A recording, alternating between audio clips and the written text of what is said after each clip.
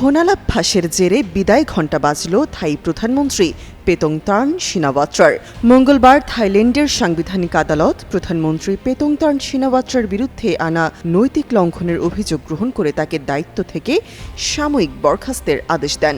৯ সদস্যের বেঞ্চের মধ্যে ৭ জন বিচারক বরখাস্তের পক্ষে মত দিয়েছেন, যা এই রায়ের গুরুত্বকে আরও বাড়িয়ে তোলে। প্রধানমন্ত্রীকে তার পক্ষে তথ্য প্রমাণ উপস্থাপনের জন্য ১৫ দিন সময় দেওয়া হয়েছে। এই রায়ের পর প্রধানমন্ত্রী পেতোংতার্ন গণমাধ্যমকে বলেন, আদালতের রায় আমি মেনে নিয়েছি। আমি সবসময় আমার দেশের জন্য সর্বোত্তম কাজ করার চেষ্টা করেছি।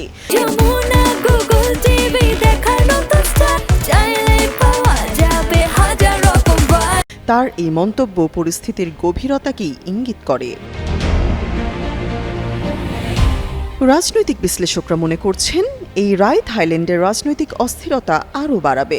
দেশটির রাজনৈতিক বিশ্লেষকরা বলছেন, আদালতের চূড়ান্ত রায় না হওয়া পর্যন্ত একজন ভারপ্রাপ্ত প্রধানমন্ত্রী দায়িত্ব পালন করবেন। তবে এই অনিশ্চয়তার কারণে সরকারের স্থিতিশীলতা আরও দুর্বল হতে পারে। ফাঁস হওয়া কথোপকথনে পেতোংতার্নকে থাইল্যান্ডের একজন সেনা কর্মকর্তাকে নিয়ে সমালোচনা করতে শোনা যায়, যার কারণে তার দেশপ্রেম নিয়েও প্রশ্ন উঠেছে। তার বিরুদ্ধে আরেকটি নৈতিক লঙ্ঘনের অভিযোগ তদন্ত করছে জাতীয় দুর্নীতি দমন কমিশন, যা থেকেও তাকে অপসারণের ঝুঁকি রয়েছে। তামান্না তাবাসসুম, যুগান্তর নিউজ।